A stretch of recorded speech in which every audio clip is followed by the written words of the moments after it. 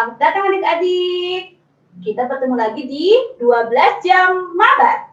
Bahas materi dan soal bareng Tridaya untuk persiapan PAS. Ya, nih gimana nih? Ini adik-adik kelas 8 semua ya?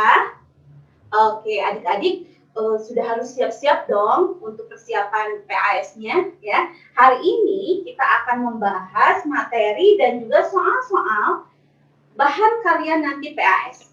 Yang akan kita bahas adalah pelajaran IPA dan matematika.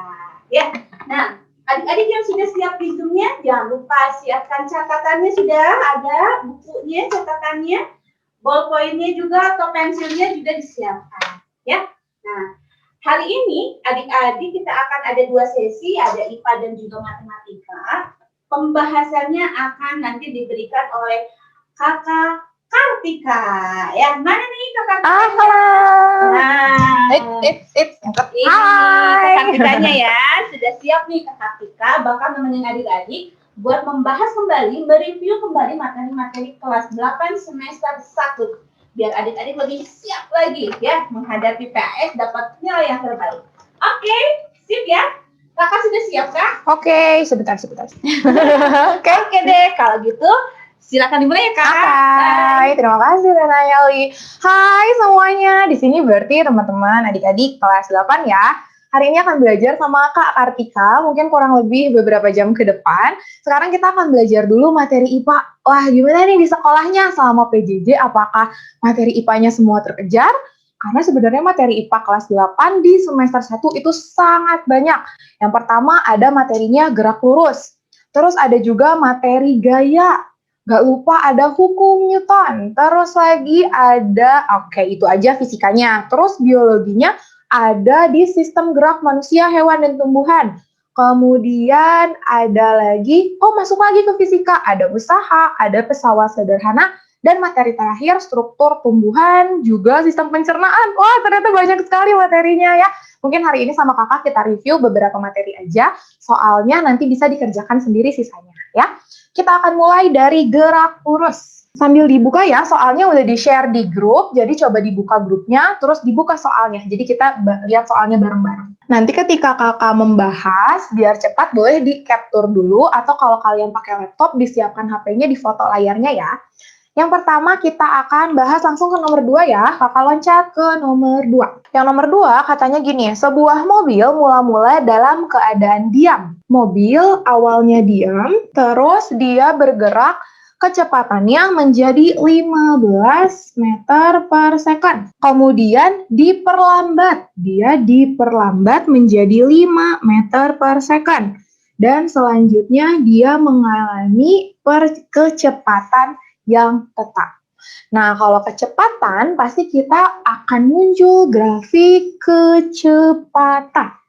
Grafiknya, garis yang ke atas itu adalah grafik kecepatan, garis untuk kecepatan, satuannya meter per second. Terus yang horizontal ini adalah waktu, satuannya second. Nah, yang ditanya gimana sih grafik kecepatan yang benar yang menggambarkan cerita itu?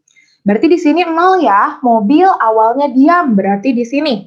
Kemudian bergerak menjadi 15. Ini kan ke atas makin gede ya angkanya. Misalkan di sini sampai 20, 5, 10, 15. Grafiknya pasti naik dari 0 langsung naik jadi 15. Terus setelah itu kecepatannya menurun menjadi 5 meter per second. Berarti turun lagi ke sini. Habis itu katanya mengalami kecepatan tetap. Kalau tetap berarti tidak ada perubahan kecepatan. Grafiknya akan lurus. Sudah, yang mana jawabannya? Dari 0 naik, turun, kemudian lurus ada di jawaban yang C. Oke, bisa? Sok boleh di-capture dulu, boleh? Mau di foto, ditulis dulu juga boleh. Kita masuk di materi gaya. Kita lihat yang nomor 3. Di sini ada 2 kotak gitu ya. Di situ ada 2 kotak. Ada kotak A dan ada kotak B. Diberi keterangan bahwa massa kotak A itu adalah 4 kg. Kemudian massa kotak B juga sama ternyata 4 kilogram. Kemudian kedua kotak ini sama-sama digerakkan oleh suatu gaya. Kotak A digerakkan oleh gaya 1 Newton, kotak B digerakkan oleh gaya 2 Newton. Yang ditanyakan manakah simpulan yang benar? Nah, kalau di gaya, ingat segitiganya. Segitiga gaya, ini boleh juga 3D untuk menghafal rumus. Rumusnya adalah apa? F, M, A. Apa sih F? F itu gaya satuannya Newton. Apa sih M-nya? M itu adalah massa, satuannya kilogram. Terus A-nya apa? A ini adalah percepatan. Hati-hati bedakan percepatan dan kecepatan. Kalau kecepatan itu berarti mobilnya seberapa cepat sih melajunya. Kalau percepatan itu ada perubahan kecepatan. Nah, sekarang kalau kita lihat di opsinya, jawabannya kayak gini. Balok A bergerak dengan percepatan yang paling besar. Berarti otomatis kita cari dulu percepatannya. Nah, bisa baca rumus dari segitiga ini. Kalau ditanyanya A, kita tutup A-nya. Kalau ini atas bawah, berarti operasinya dibagi. Berarti cara mencari A itu adalah F dibagi M. Jadi sebenarnya nggak usah ngapalin rumus, tinggal hafalkan aja sih segitiganya. Oke, kakak kerjakan di sebelah sini. Berarti untuk balok yang A, A-nya adalah F per M. F-nya 1, massanya 4. 1 per 4, 1 dibagi 4, 0,25 meter per second kuadrat. Sekarang yang B, percepatannya F dibagi M. F-nya 2, M-nya sama 4. 0,2 dibagi 4, 1 dibagi 2, setengah. Nah, dari angkanya dulu deh. Yang B ternyata pergerakannya 0,5 meter per second kuadrat. Berarti lebih cepat dibandingkan yang A. Balok A akan bergerak dengan percepatan yang paling besar karena percepatan berbanding terbalik dengan gaya. Hati-hati lihat rumusnya. Kalau misalkan dia sejajar, ini berarti A dan F-nya berbanding lurus. Kalau A dengan M ini tidak sejajar, ini berbanding terbalik. Berarti yang nomor A, kalau dia bilang balok A bergerak dengan percepatan yang paling besar, salah dong. Yang B, balok B akan bergerak dengan percepatan yang paling besar. Betul, karena percepatan berbanding lurus dengan gaya. Betul, jadi jawabannya yang B. Ingat ya, kalau dia sejajar itu artinya berbanding lurus, kalau dia tidak sejajar artinya berbanding terbalik. Boleh difoto dulu. Oke, kakak hapus ya. Ini aja, yang penting sih segitiga rumusnya. Karena materinya agak banyak, jadi kakak satu-satu aja ya. Soal yang lainnya boleh kalian kerjakan sendiri. Selanjutnya kita ke hukum Newton. Nah, hukum Newton ini sebenarnya variasi soalnya bisa banyak, tapi banyak juga soalnya teori. Jadi kalian harus paham dulu kalau hukum Newton itu ada berapa? Hukum Newton itu ada 3. Hukum Newton 1, hukum Newton 2, hukum Newton 3. Hukum Newton 1 apa sih bunyinya? Pernah dengar dong pastinya? Kelembaman. Hati-hati, kelembaman bukan kelembapan. Apa artinya kelembaman? Kelembaman itu suatu benda cenderung malas. Hukum Newton 1 tuh malas lah pokoknya. Apa maksudnya? Suatu benda cenderung mempertahankan posisinya. Sehingga suatu gaya yang bekerja menjadi 0. Ini bunyi hukum Newton 1. Contohnya apa? Kalau lagi naik mobil nih, kalian naik mobil. Terus belum siap-siap nih, ayah kalian belum nyalain mobil, kalian diem, ngelamun, naik HP, kan diam. Tiba-tiba mobilnya digas sama orang tua kalian. Terus kalian gimana reaksinya? Ke belakang ya? Karena mempertahankan posisi yang sebelumnya. Jadi kalian mundur gitu ke belakang. Atau naik motor. Kecenderungannya kan kalian lagi maju nih, badannya condong ke depan. Tiba-tiba direm, badan kalian kemana? Makin ke depan, karena mempertahankan posisi awalnya. Kemudian hukum Newton 2. Kalau hukum Newton 2, ini sama kayak rumus yang tadi. Bahwa percepatan sebuah benda itu berbanding lurus dengan gaya dan berbanding terbalik dengan massa. Jadi kalau kalian berlari, misalkan kalau kalian mendorong troli, semakin berat trolinya, kecepatannya juga akan semakin lambat. Yang terakhir, yang ketiga, F aksi sama dengan min F reaksi. Apa artinya? Gaya yang kita berikan akan kita dapat lagi dengan besaran yang sama, tapi arahnya terbalik. Ini tuh tanda negatif. Tanda negatif ini menunjukkan lawan arah. Contohnya apa? Kalau kalian lagi mendayung, kan mendayung. Kalian mendorong dayungnya kemana? Ke belakang, tapi majunya kemana? Ke depan. Itu artinya F aksi sama dengan min F reaksi. Yuk kita lihat opsi-opsinya di nomor 6.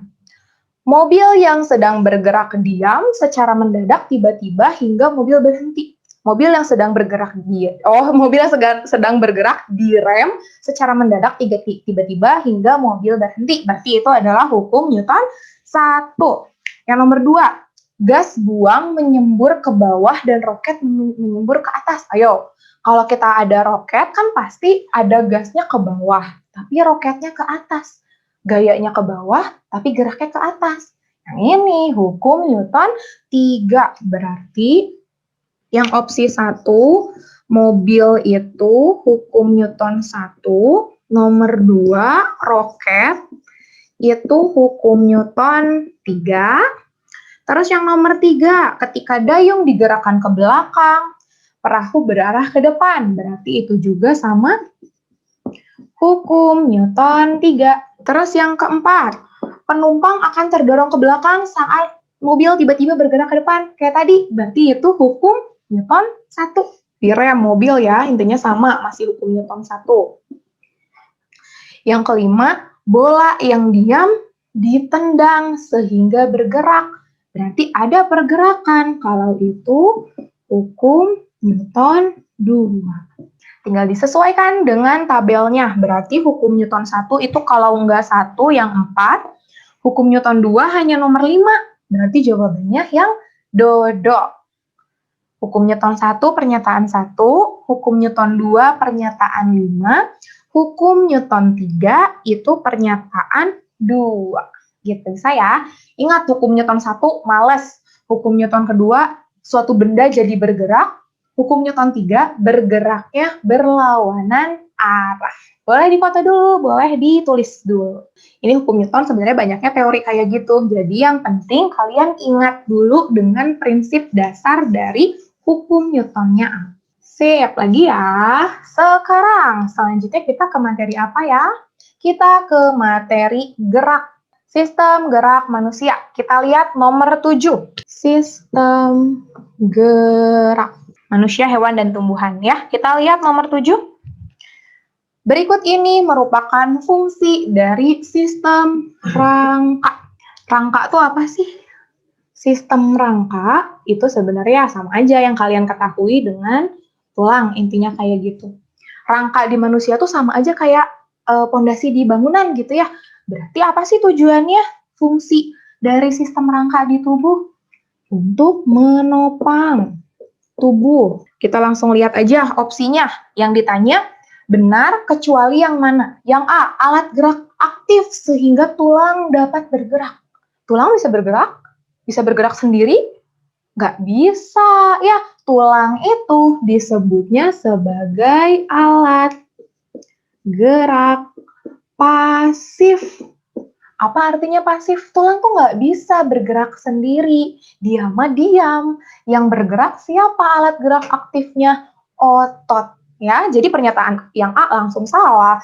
Kalau tulang itu harusnya alat gerak pasif, tidak bisa bergerak sendiri. Kita lihat yang B ya jawabannya.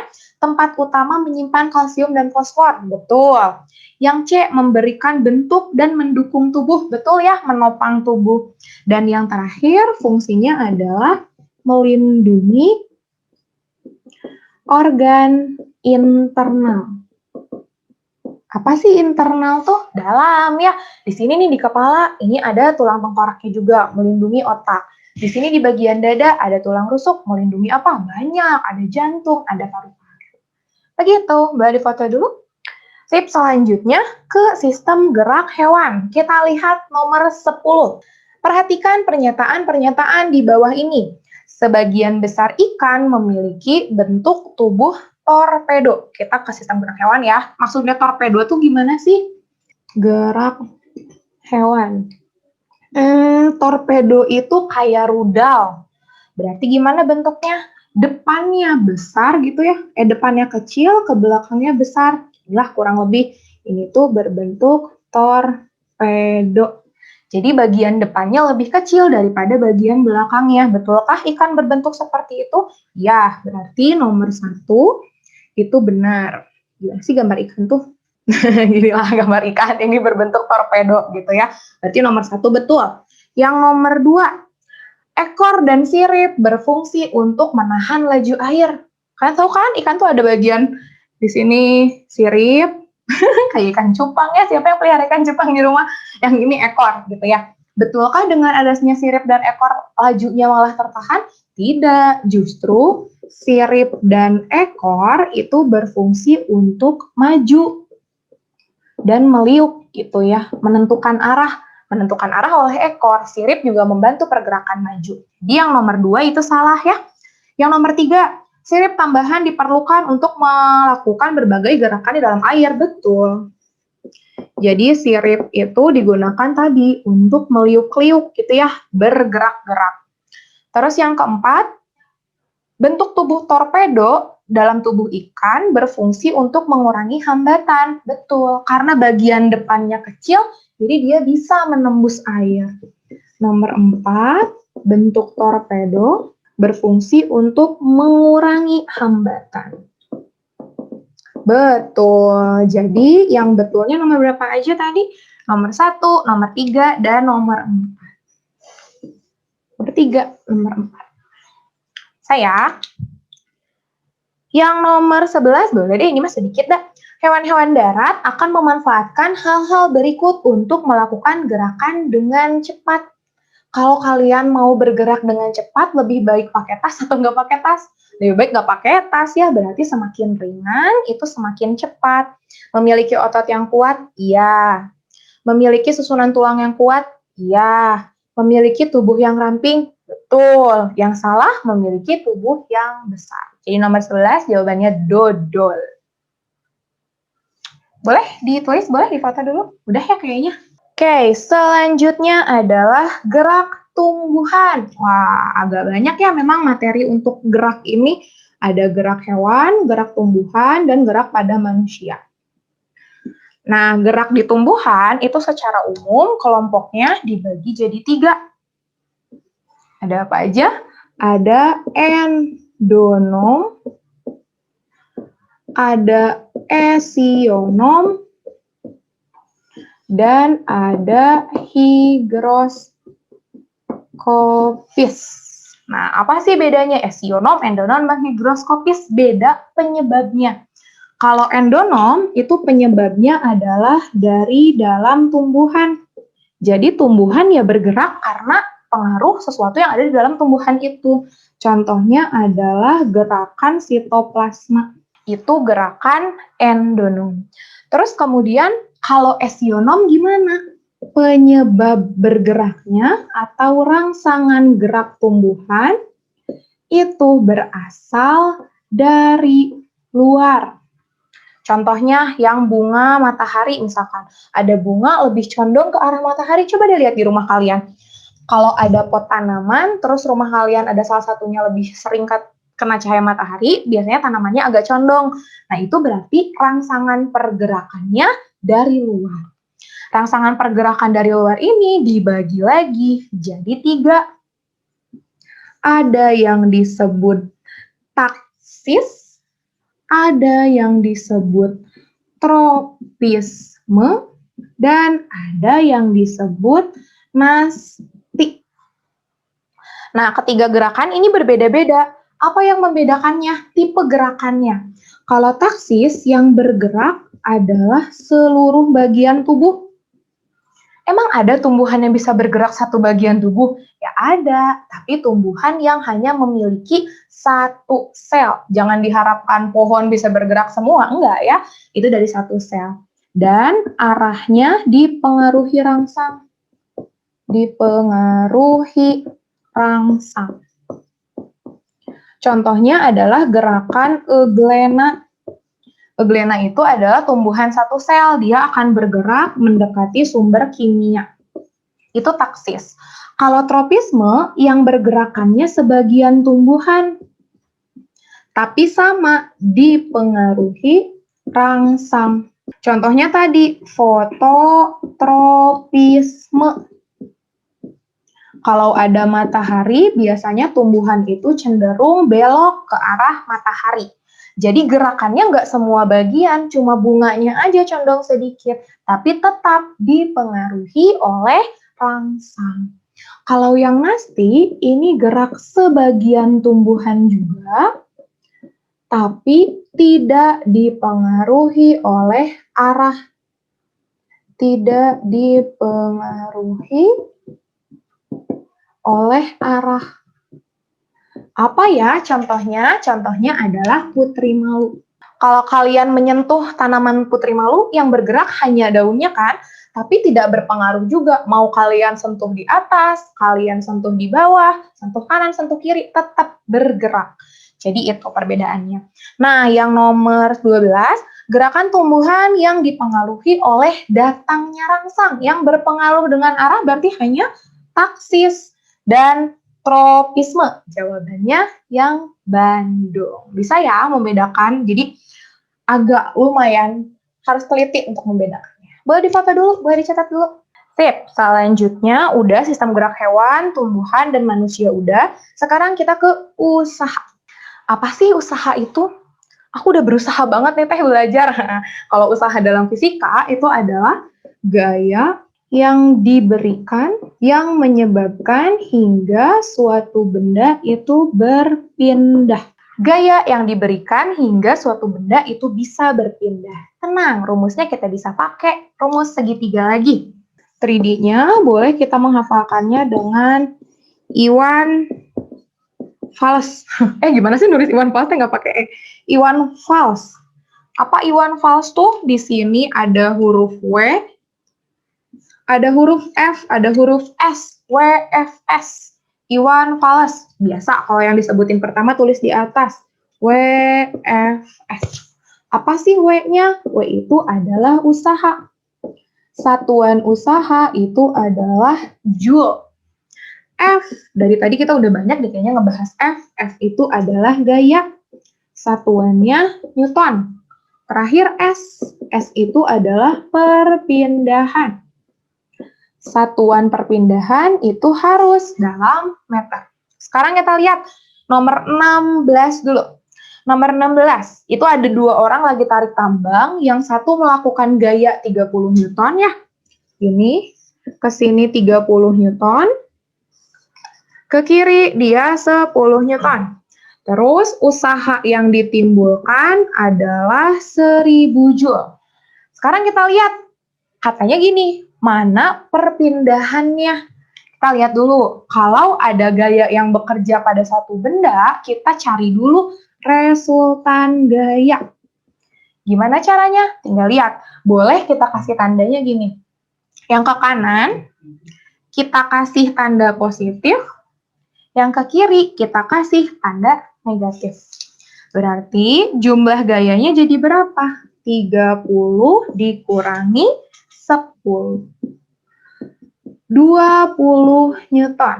Kita lihat, 20 Newtonnya siapa sih berarti yang menang? Yang orang di kanan atau yang orang di kiri?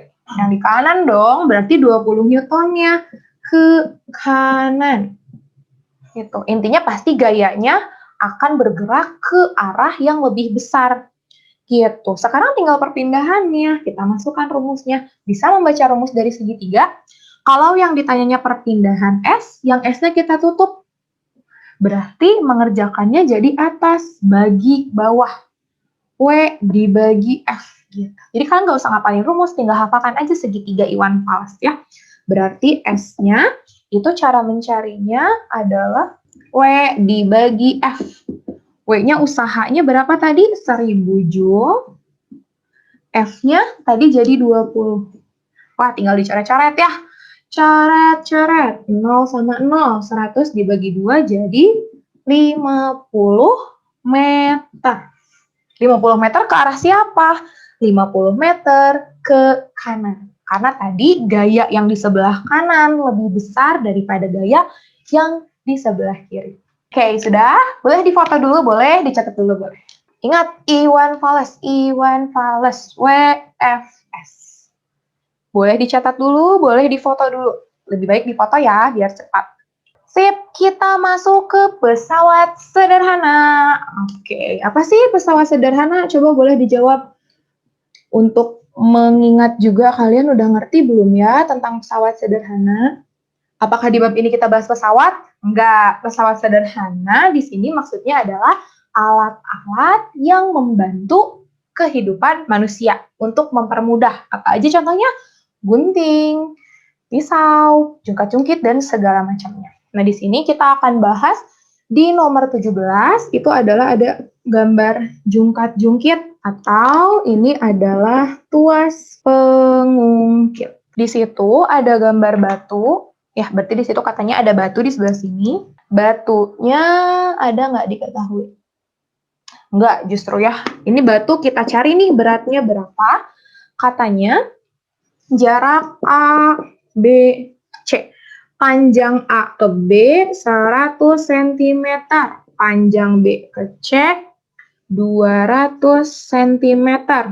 Terus ada sebuah gaya yang bekerja mengangkat batu. Gayanya 50 Newton.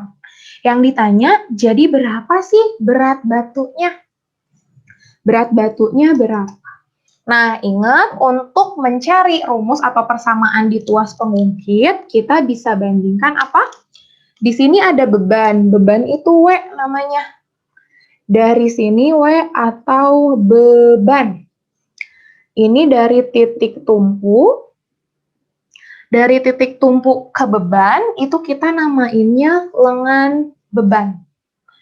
Terus F, ini bisa kita sebut juga dengan kuasa. Huruf depannya K. Maka dari titik tumpu ke gaya, kita suka sebut dengan LK. Caranya adalah perbandingan keduanya ini pasti sama. Maksudnya gimana, Kak? W kita kalikan dengan LB, hasilnya harus sama. Dengan F, kita kalikan LK. W dikali LB sama dengan F dikali LK. So, udah tinggal kita masukkan keterangannya ya. W itu beban. Udah tahu belum beban batunya berapa? Kita cari. Kak, lengan beban sama lengan kuasanya harus diubah ke meter nggak sih?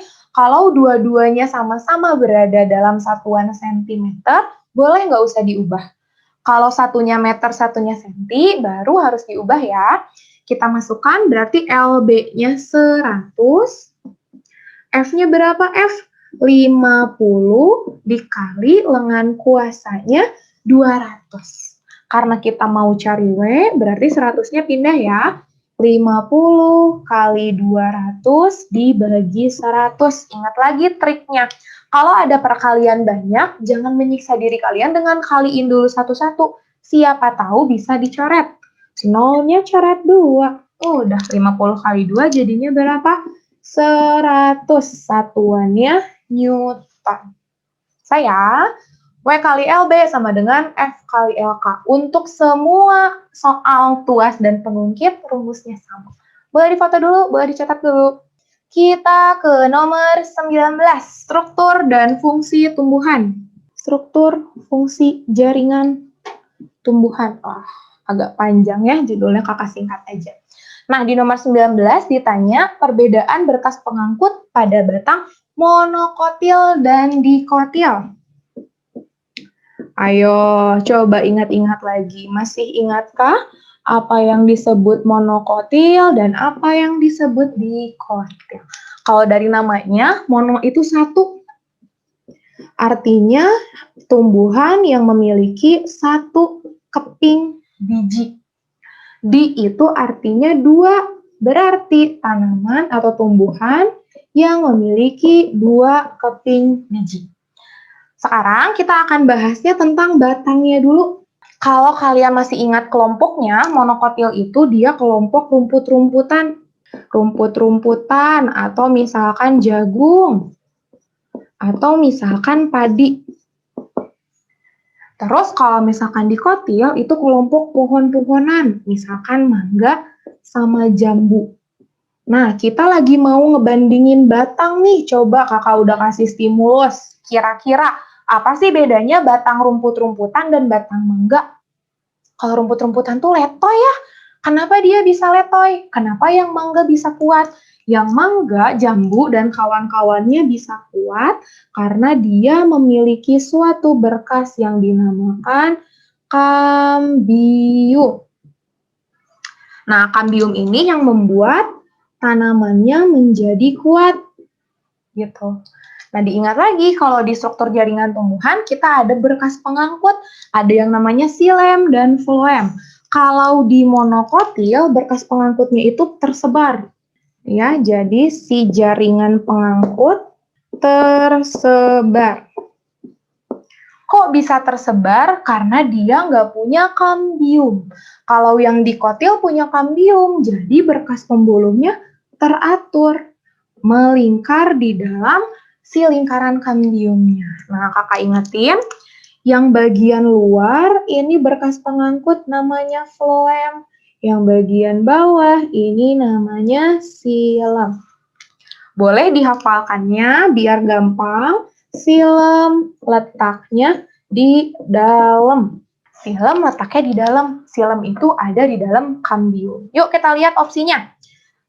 Perbedaan antara berkas pengangkut monokotil dan dikotil. Yang A, berkas pengangkut pada dikotil tersusun tidak beraturan. Salah dong, justru malah beraturan.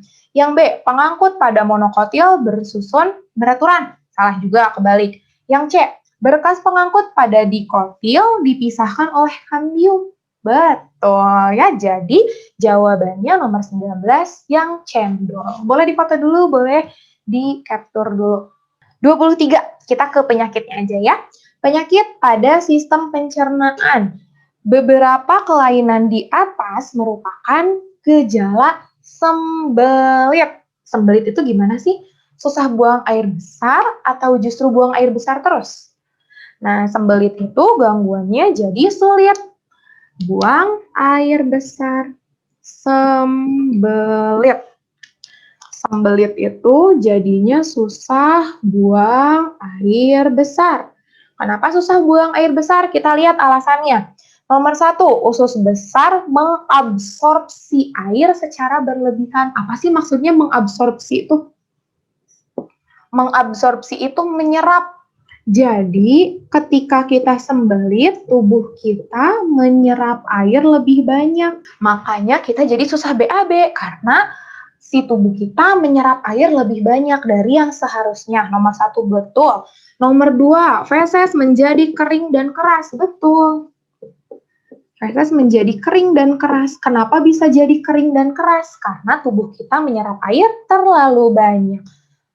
Terus yang nomor 3, pengeluaran feses jadi sulit. Betul. Karena jadi sulit BAB ya. Betul, jawabannya 1, 2, 3 karena nggak ada. Oh, bisa A dan bisa B berarti 1 dan 2 atau 1 dan 3. Begitu, Teteh masih ada waktunya kah? Atau sudah kah? Sudah habis ya. Sekarang IPA-nya berarti udah, semuanya kita udah lihat. Dan sisanya soal yang lain boleh dilatihkan sendiri ya. Sekarang kita break dulu sebentar, kita akan nonton video. Nanti setelah itu kita lanjut matematika. Silahkan menyaksikan.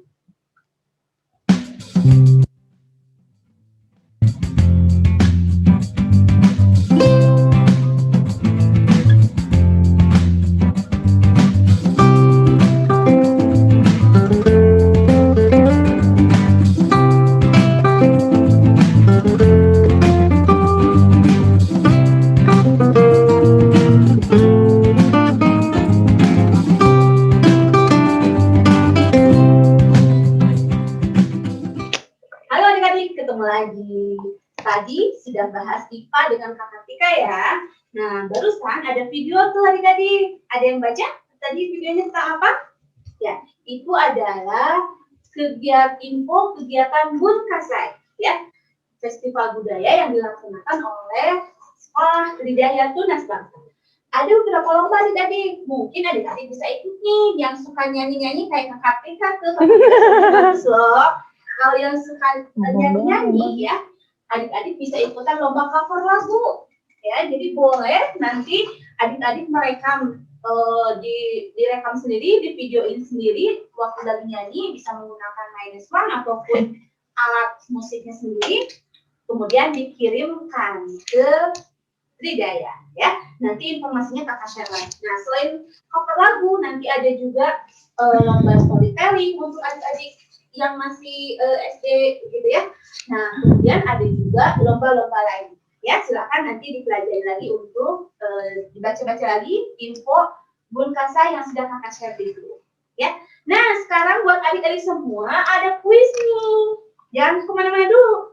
Setelah kuisnya akan bertemu lagi dengan Kak Kartika nanti bahas matematika. Sebelumnya ada kuis. Nah, kuisnya nanti ada di tayangan video. Adik-adik perhatikan lagi tayangan videonya.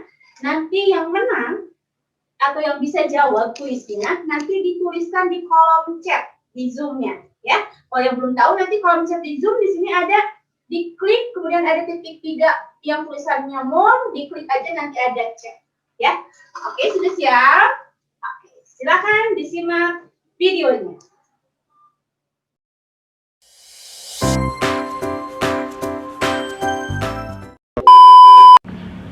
Oke, adik-adik jangan lupa pakai masker ya. Oke, ketemu lagi sama Kak Eri di sesi kuis Tridaya. Kuis kali ini kita akan coba sama-sama lihat atau tayangkan video dari bimbel Tridaya ya. Check it out. Ini kisah kami selama belajar jarak jauh. Kadang rasa malas datang saat waktunya belajar. Nggak bisa ketemu guru, teman-teman secara langsung. Apalagi tugas selama PJJ lumayan banyak. Belajar jarak jauh di masa sekarang memang butuh perjuangan. Untung ada Tridaya yang selalu menemaniku belajar.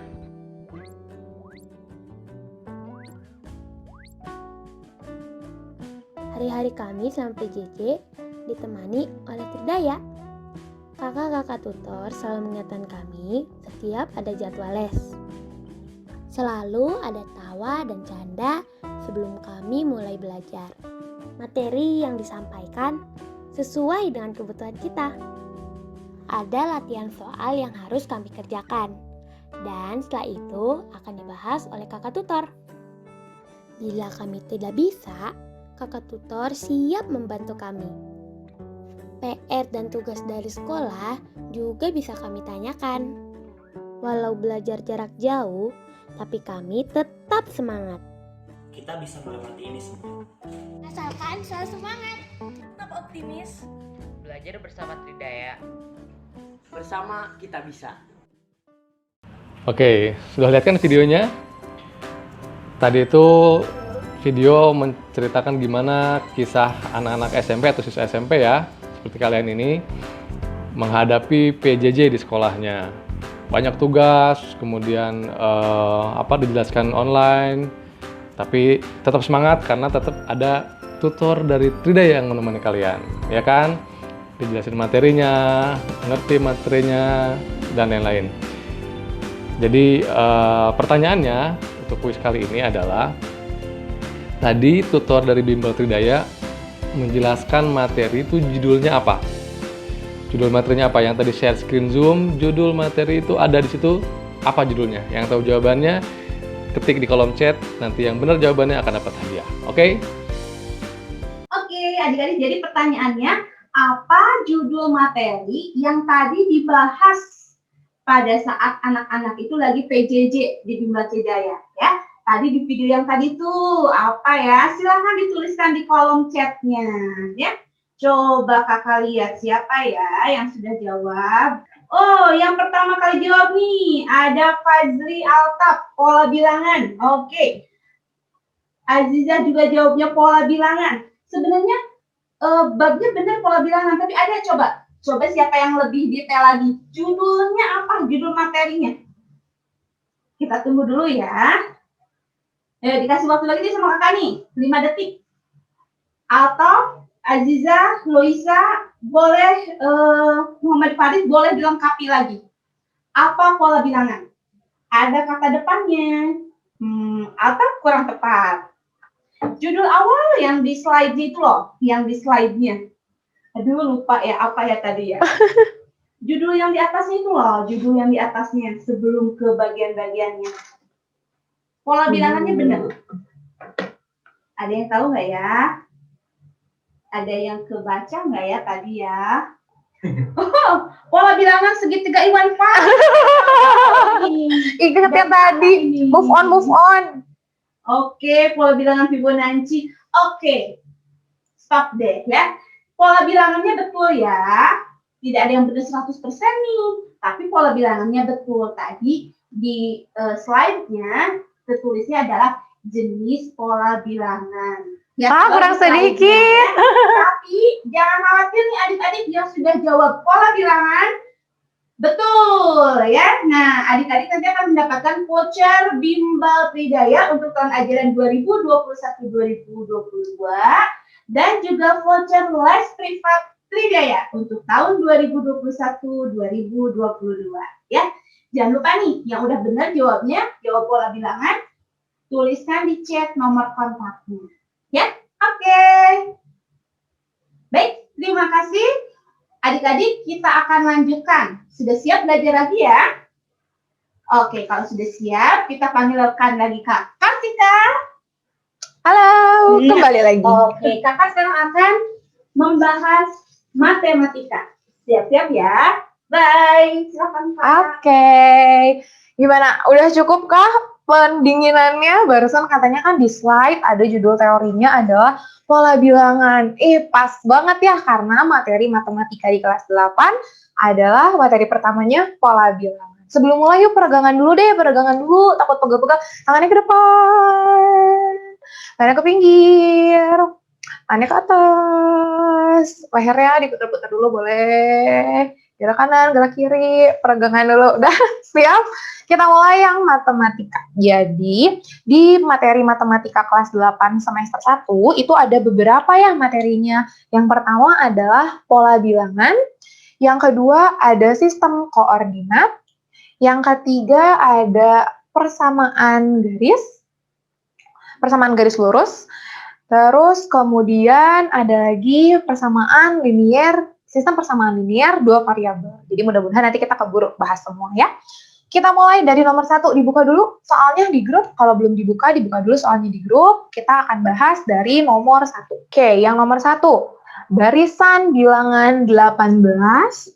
Ada suatu barisan 18, 25, 32, 39. Katanya dapat dinyatakan dengan rumus suku ke N. Yang ditanyakannya adalah rumus ke N. Jadi kita akan mencari UN. Nah, kira-kira ini tuh pola bilangannya apa ya? Kita cari tahu dulu. Lihat, pasti ada suatu pola. Kita tinggal memilah ini tuh pola apa. Dari 18 ke 25 itu gimana ya kira-kira? Ada perubahan apa dari 18 ke 25? Ditambah berapa? 18 ke 25 ditambah 7. Sekarang, dari 25 ke 32, ini ditambah berapa ya? Apakah ditambah 7 juga?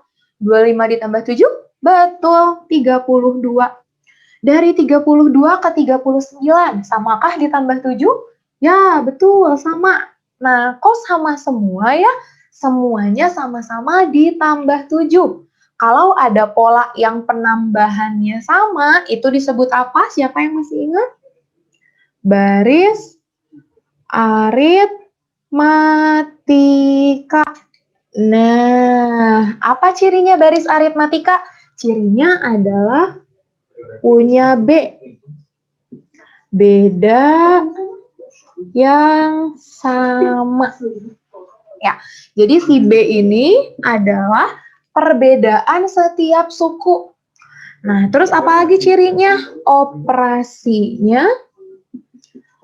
penjumlahan atau pengurangan. Oke, seperti ini ya, dari yang pertama ke yang kedua ditambah 7, selanjutnya tambah 7 lagi. Itu artinya operasi perbedaannya menggunakan penjumlahan. Nah, sekarang gimana sih cara ngerjainnya? Ingat ada rumus 3D apa? Unanim. Wah, ini gampang banget ngapalinnya. Unanim. Apa sih unanim? Kalau kita jabarkan menjadi UN sama dengan A ditambah N kurang 1 dikali B. Unanim. Oke, di sini kita nggak disuruh cari nih suku kelima misalkan, suku keenam, enggak. Kita cuma dicari rumusnya aja, tinggal kita masukkan. Oke, yang A itu apa? A itu adalah suku pertama. Ini A. Suku pertama. Yuk kita masukkan UN, nggak usah diubah. A-nya jadi 18 ditambah N kurang 1. Ini tetap kita hitung karena rumus. Dikali B. Bedanya berapa? Bedanya tadi 7. Sudah, selanjutnya tinggal melepaskan si kurungannya. Gimana caranya melepaskan kurungan? Dikali pelangi. Sip, tulis lagi ya. UN sama dengan 18 ditambah 7 kali N, jadi 7N. Selanjutnya 7 dikali negatif 1, jadi negatif 7. Masih bisa disederhanakan nggak? Bisa dong, di sini masih ada angka 18 dan ada angka negatif 7. 18 dikurangi 7, 11. Berarti UN sama dengan 7N-nya biasanya tulis di depan ya. 7N, 18 dikurangi 7 jadinya 11. Dapatlah jawaban 7N ditambah 11. Yang A. Ingat yang ini 3D-nya gimana bacanya? Unanim. UN sama dengan A ditambah N dikurangi 1 dikali B. Boleh difoto dulu, boleh di capture, boleh ditulis dulu. Oke, kita coba nomor 2. Yang nomor 2 katanya gini, 20 amuba pada suatu wajan. Berarti amubanya ini ada 20. Katanya waktu rata-ratanya 5 menit amuba melakukan pembelahan menjadi 2. Tiap 5 menit amuba ini membelah menjadi 2. Kemudian, jika dalam waktu 30 menit, wajannya itu penuh. Jadi si amubanya tadi ditaruh di wajan. Wajannya penuh nih setelah 30 menit. Waktu yang diperlukan untuk ngisi setengah wadah itu berapa? Oke, ulang lagi ya. Jadi ada satu wadah. Awalnya isi amubanya 20. Setiap amubanya membelah menjadi 2 setiap 5 menit. Ternyata setelah ditunggu 30 menit, wajannya penuh, wadahnya tuh penuh. Sekarang pertanyaannya, kalau mau ngisi setengah wadah aja, berapa waktunya? Gitu. Sekarang kita coba dulu ya. Ini tuh namanya adalah, kalau untuk rumus amuba, ini ada 3D-nya khusus. Unaren. Sebenarnya dia ini dari barisan geometri. Ingat-ingat lagi ya. UN sama dengan A dikali R pangkat N.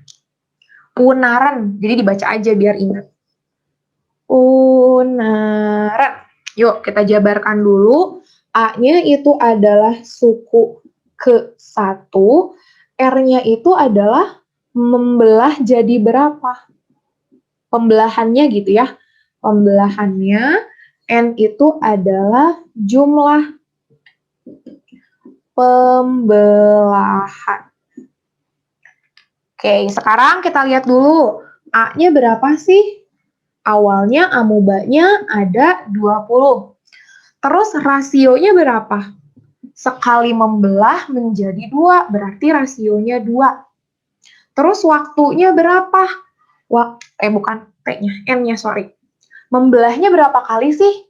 Kan waktunya 30 menit.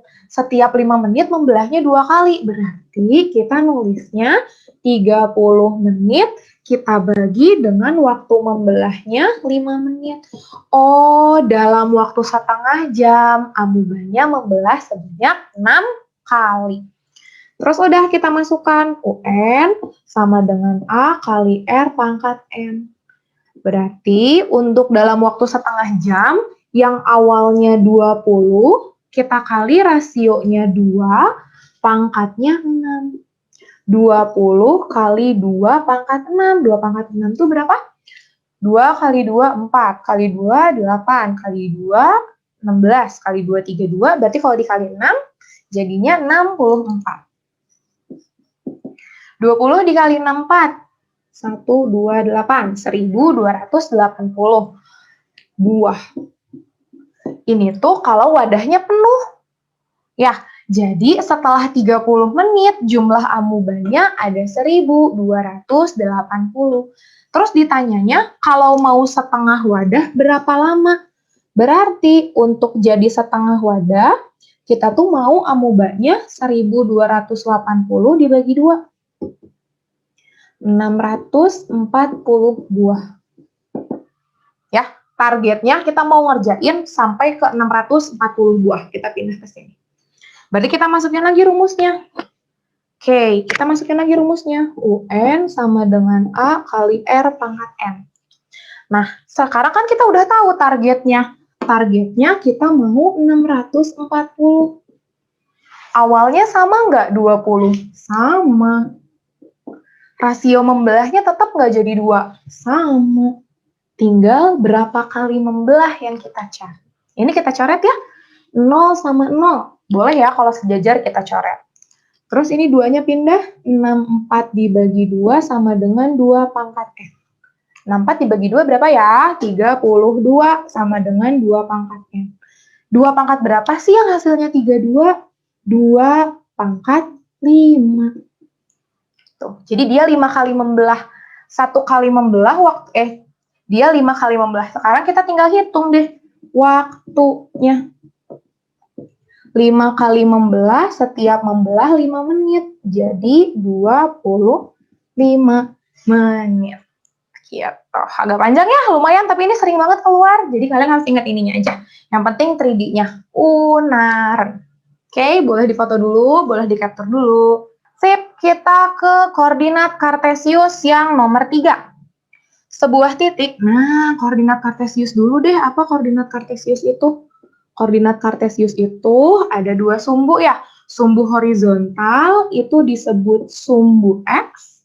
Sumbu vertikal yang ke atas disebut sumbu Y. Nah, dalam koordinat kartesius kita bagi jadi 4 ruangan yang disebut dengan kuadran. Kita mulai dari sebelah kanan. Ini kuadran 1, geser ke kiri, kuadran 2, geser ke bawah, kuadran 3, geser ke kanan, kuadran 4. Ya, hati-hati menentukan kuadran itu berbalik arah sama jarum jam. Jadi dari kanan justru ke kiri, kuadran 1, kuadran 2, kuadran 3, kuadran 4. Nah, yang ditanya kayak gini, jika sebuah titik berada pada kuadran 2, berarti di sini ya, titiknya ada di daerah sini pokoknya. Katanya jaraknya 8 satuan terhadap sumbu X. Si titik ini tuh, dia berjarak 8 ke sumbu X, berarti ke sini ya. Karena ini sumbu X, jarak titik ke sumbu X ini 8 satuan. Terus, jarak titik terhadap sumbu Y 2 satuan. Dari sini ke sini, jaraknya 2. Berarti titiknya berapa? Hati-hati jangan ketipu. Jarak dari titik ke sumbu X 8. Berarti di sini 8 nih. Jarak dari titik ke sumbu Y berarti di sini 2. Ingat, kalau di kuadran 2, X-nya itu negatif. Jadi titik ini koordinatnya berapa? Koordinatnya jadi X, Y. Ingat, kalau nulis koordinat itu X dulu baru Y. X-nya berarti negatif 2, Y-nya 8. Jadi jawabannya yang negatif 2,8, yang B. Saya hati-hati cuma ininya aja, kata-katanya aja. Jangan sampai bilang 8 dari sumbu X, oh X-nya pasti 8. Enggak, digambar dulu aja. Di foto. Yang nomor 4-nya coba kerjain sendiri ya. Kakak langsung masuk ke bab relasi dan fungsi. Sip, selanjutnya materi relasi dan fungsi. Apa sih relasi? Apa sih fungsi? Intinya relasi dan fungsi itu menunjukkan sebuah hubungan antar himpunan. Gitu. Kita lihat yang nomor 5. Yang nomor 5 itu ada 2 himpunan.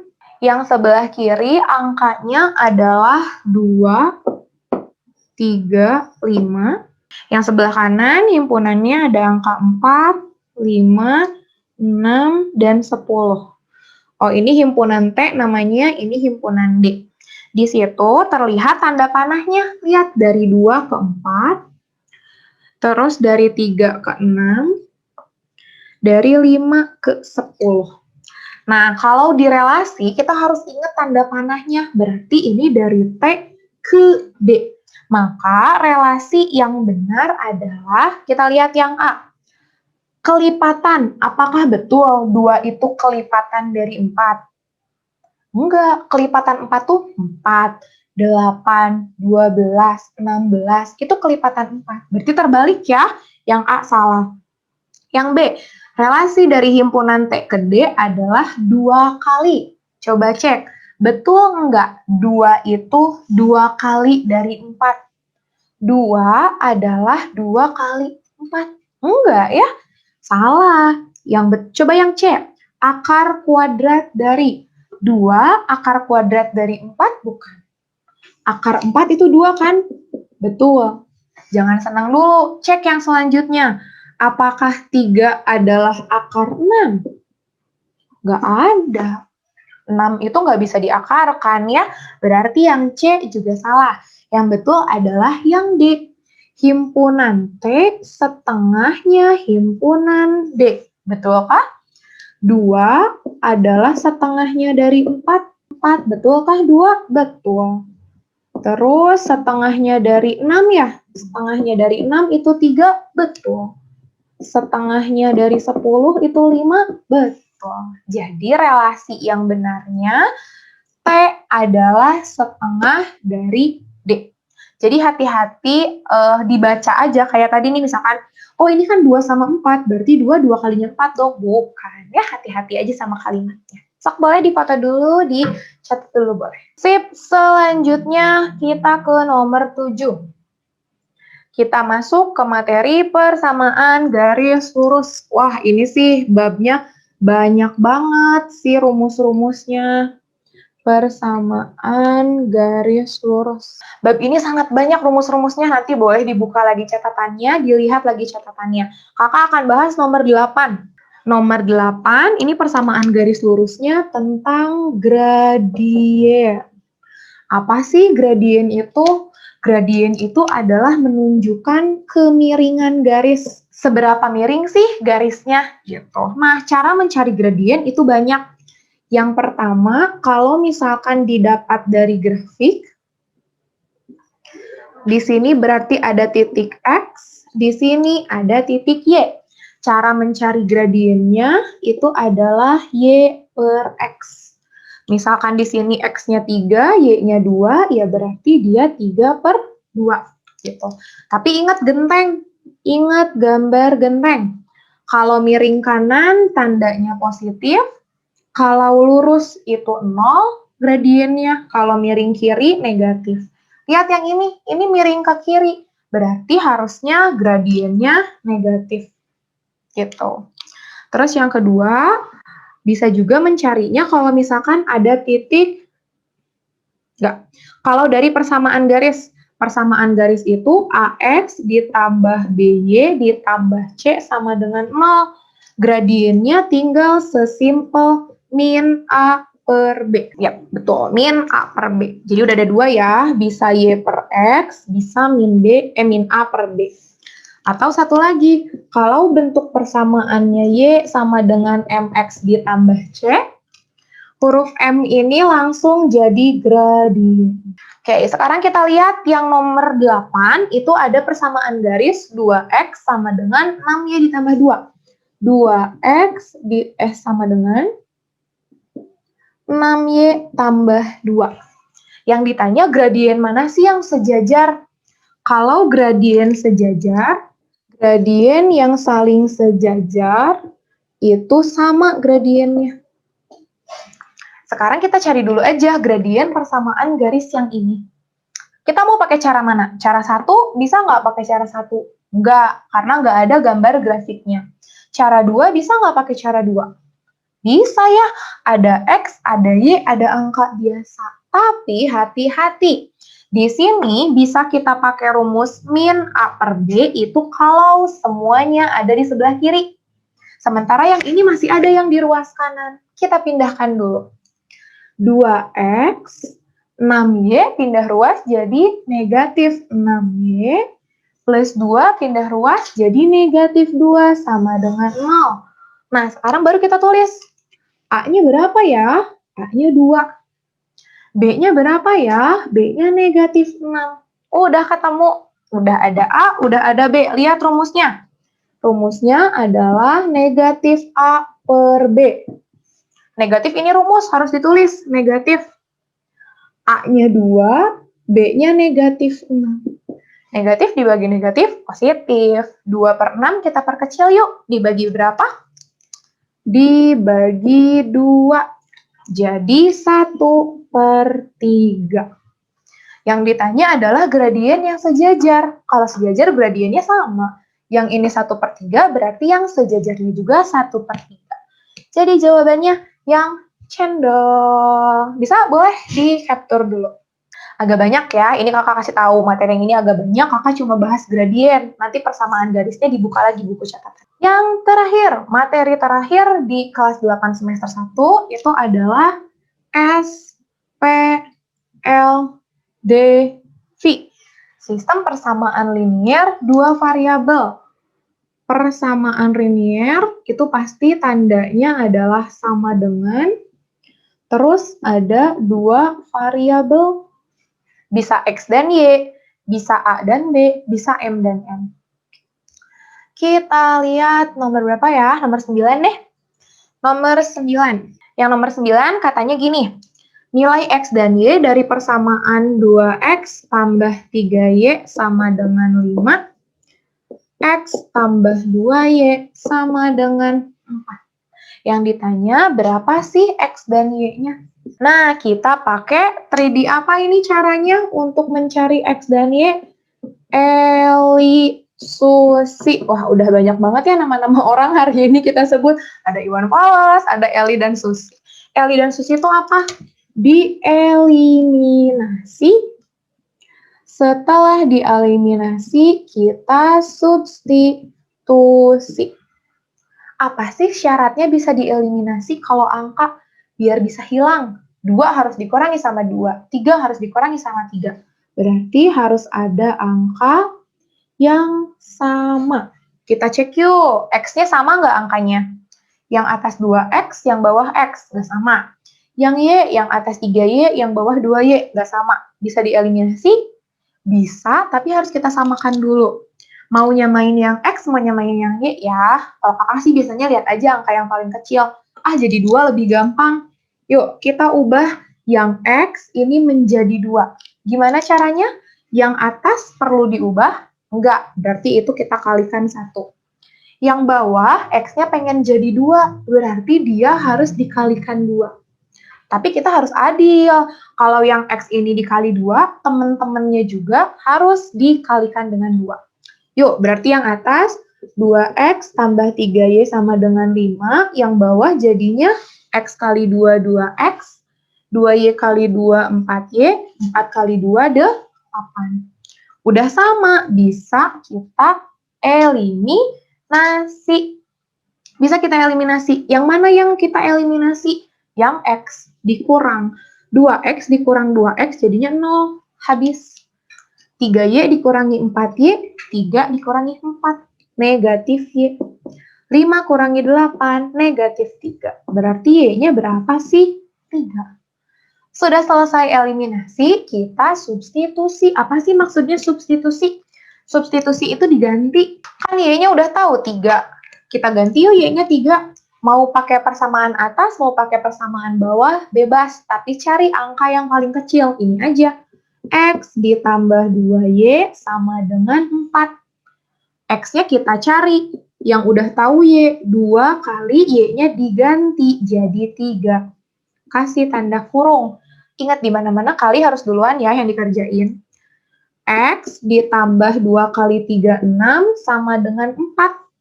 Maka X-nya 4 dikurangi 6, negatif 2.